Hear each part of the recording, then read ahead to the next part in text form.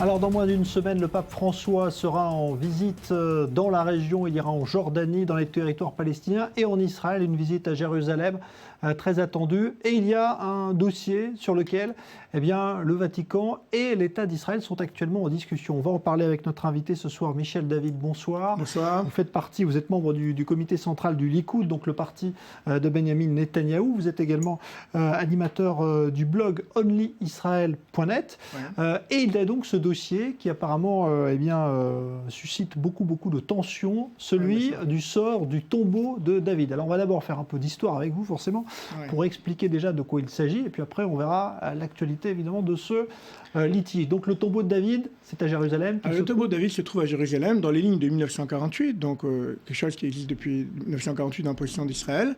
Le tombeau lui-même est dans la possession légale de l'État d'Israël. Il se trouve à Jérusalem. À Jérusalem, dans Jérusalem-Ouest. Ouais. Ok. Le Vatican, depuis toujours, essaye de récupérer cet endroit pour en faire une église. Ouais. Et ça, je voudrais expliquer pourquoi. Parce qu'il y a marqué il faut comprendre, quand on connaît un petit peu le christianisme, dans les évangiles, Matthieu commence comme ça en disant Abraham a inventé Isaac, et Jacob, jusqu'à David et Jésus. Et donc, dans les évangiles, on affirme que Jésus serait descendant direct du roi David. De plus, Jésus est appelé dans le christianisme le Messie. Et donc, il y a un concept dans le judaïsme qui s'appelle Messie, fils de David.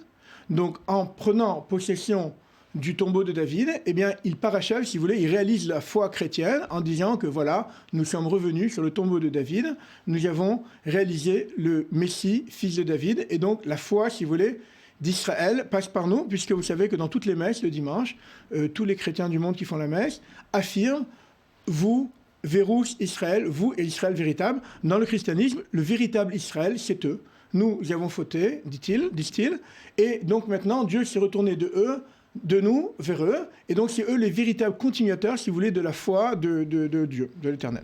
Donc le tombeau de David pour eux donc est un symbole important. Oui, très important. À partir mais pour du le judaïsme siècle, aussi, il faut expliquer que c'est... David Améler, le roi David, depuis 3000 ans déjà, on est attaché au roi David, donc c'est pas quelque chose de nouveau. C'était plus de 1000 ans avant le christianisme, déjà David était là, donc on n'a pas de problème pour nous lier au roi David.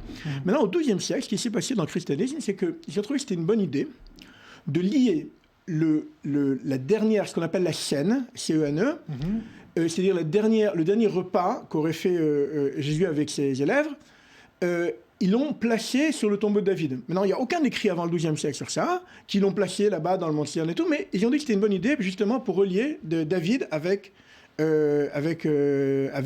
Jésus pour en faire justement le Messie. Donc dans le fameux tableau de oui, donc voilà. Donc là-bas, il n'y a pas marqué OC, mais au XIIe siècle, ça a été introduit là-bas, si vous voulez, sur le tombeau de David, pour faire en même temps, vous savez, quand les croisés sont arrivés ici, ils ont fait beaucoup de nouvelles traditions d'endroits pour faire du tourisme religieux. Ça a très bien marché jusqu'à aujourd'hui, et ça faisait partie des choses qu'ils ont fait. Donc ils ont appelé ça la scène, et aujourd'hui, donc ils revendiquent ça comme endroit saint pour le christianisme. Non, c'est en Israël, on est des gens tolérants, on aime bien respecter toutes les religions, c'est même marqué dans les déclarations d'indépendance. Maintenant, quand on connaît un petit peu le mont Sion, vous avez déjà 5 églises là-bas, ok ? Vous avez à 3 mètres du tombeau de David, vous avez l'église qui s'appelle Dor Mitzion. Dor Mitzion qui mesure 100 mètres sur 93 mètres, 38 mètres de haut, ok ? Mais le tombeau de David, c'est 12 mètres sur 15 mètres. Maintenant, quand vous allez à gauche, vous avez l'église. Alors, vous avez toutes sortes d'églises pour tous les goûts. Il y a arméniens, il y a protestants, tout ce que vous voulez. Il y a les cimetières protestants, les cimetières. Il y a beaucoup d'endroits, des séminaires allemands, bénédictins. Vous avez toutes les sortes qui se trouvent déjà au Mont Sion. Il y a près de 60% des terrains du Mont Sion qui sont déjà en possession des organismes chrétiens. Donc, je pense que c'est quand même une bonne idée de laisser un petit peu quelque chose de juif sur le mont Sion, parce que le mont Sion, il s'appelle quand même Sion. Ok, forcément qu'on laisse un petit peu quelque chose de juif. Alors pourquoi aujourd'hui il y a litige là-dessus? Israël envisage de céder ce tombeau de David? Tout à fait. Dans les pourparlers, ça fait 2 ans que les pourparlers ont commencé avec le Vatican. Ils étaient secrets parce qu'il y a 3 gouvernements précédemment qui ont essayé de le faire et qui ont essayé de donner le tombeau de David au Vatican parce qu'ils le veulent à tout prix. Évidemment, c'est tombé parce que dès que le public l'a su, directement la coalition était prête à tomber sur ça. Donc 3 fois dans l'histoire d'Israël, on a essayé de donner le tombeau de David au Vatican. Des gouvernements de droite, des gouvernements, comme de gauche. les gouvernements, ils ont essayé, plus ou moins à leur manière. Et ça n'est pas arrivé. Maintenant, Netanyahou, il a fait la même chose que pour les Palestiniens. Il a fait enfin des pourparlers en secret. Donc c'est le seul qui est arrivé aussi loin. Parce que tout était secret. Jusqu'à que nous, on arrive à faire sortir les informations du Vatican, parce que d'Israël, il n'y avait rien comme information. Et petit à petit, par des diapos, par tout ça, déjà, on a su qu'il se passait des choses. Et on a posé les questions au ministre. Et là, ils nous ont dit, c'est vrai, il y avait un pourparler, on voulait donner le tombeau de David, mais on a enlevé cette revendication, on l'a fait enlever, mais à la place, on va leur donner des jours de prière. Alors, qu'est-ce que ça veut dire des jours de prière ? Il faut bien comprendre ce que ça veut dire. On parle de 66 jours de prière. Faites le calcul, c'est plus qu'une fois par semaine. OK ? Et 66 jours de prière au-dessus du tombeau de David. C'est-à-dire que le deuxième étage, ce qu'ils appellent le Cénacle, donc l'endroit où il y aurait eu, d'après les traditions du XIIe siècle, ce fameux dernier repas. Donc, vous avez, à ce moment-là, un endroit qui devient en tout une église. Parce qu'un endroit où un pape vient une fois tous les quelques années faire une prière, évidemment, ce n'est pas une église, et on peut encore prier en dessous, mais un endroit où, toutes les semaines, plus que toutes les semaines, il y a pas seulement des prières, des messes. Sachez que dans l'histoire d'Israël, il n'y a jamais eu une messe là-bas. Même quand le pape Bénédicte est venu ici, il a fait une prière, il n'a pas fait de messe. Une messe, c'est complètement différent qu'une prière. Une prière, c'est quelque chose d'individuel. Là, pour l'instant, les Juifs viennent y prier, eux ? Alors, les Juifs viennent prier à l'étage d'en dessous, mais d'après la religion juive, on ne peut pas prier en dessous d'une église. Vous comprenez, il y a un problème au niveau de la religion de prier quand au-dessus de nous, on a un culte, qui est un culte de chrétiens, qui est prié au-dessus de nous. Donc, transformer le deuxième étage, si vous voulez, en église, même si on appelle pas ça une église, mais il y a tout le temps des offices là-bas, donc ça devient une église, c'est interdire même au premier étage de transformer en église. Maintenant, à part ça, il faut bien comprendre que ça fait plus de 1000 ans que les Juifs se battent de tout leur cœur pour essayer d'acheter cet endroit aux musulmans. Et les chrétiens aussi ont tout fait pour essayer de récupérer l'endroit et de chasser les Juifs. Ils ont même mis un impôt dans tous les Juifs qui se trouvaient sous pays chrétien pour racheter l'endroit aux musulmans. Donc on a affaire à une lutte qui ne date pas d'hier, qui date depuis longtemps. Et l'État d'Israël, eh bien, peut-être pour permettre la venue du pape, peut-être pour des raisons touristiques, pour toutes sortes de raisons, il a commencé à céder dans cette direction-là. Alors moins que ce qu'il avait cédé avec Danny Ayalon à l'époque où ils ont avoué qu'ils étaient prêts à donner le contrôle. Là, il parle de prière uniquement. Alors aujourd'hui, il est sorti un démenti du ministre de la Sécurité intérieure. Il a dit non, il n'y aura pas de changement dans les prières. Mais la semaine dernière, le ministre du Tourisme a dit qu'il a parlé de 66 jours de prière, au moins.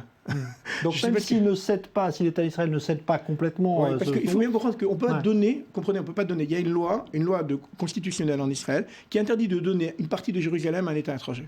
Il faut 61 membres de la Knesset. Imaginez bien que vous n'en avez pas 61. Si Netanyahou il donnait le tombeau de David Ameller au pape, et ben demain matin, il n'est plus membre du Likoud. Parce que nous, on réunit le centre du Likoud et on le sort dehors. Sans problème. Okay. Mais donc, alors, à ce niveau-là, il ne peut pas le faire. Mais il peut faire des prières. Et en fait, ça revient au même. Parce que quand ils auront les clés, tous les matins ou tous les 3 jours, ils vont nous faire des prières là-bas. Bon, bah, c'est presque pareil.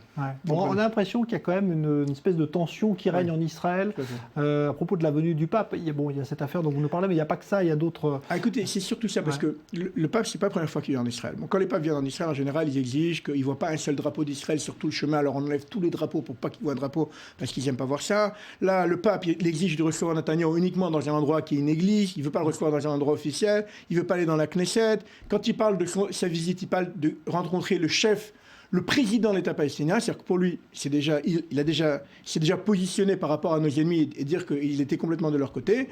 Il va rendre visite dans tous des endroits officiels de gouvernement, et en Jordanie, et dans les territoires palestiniens. Et en Israël, non. En Israël, il a décidé que non. Donc déjà, il s'est positionné par rapport au conflit, il s'est positionné par rapport à nous.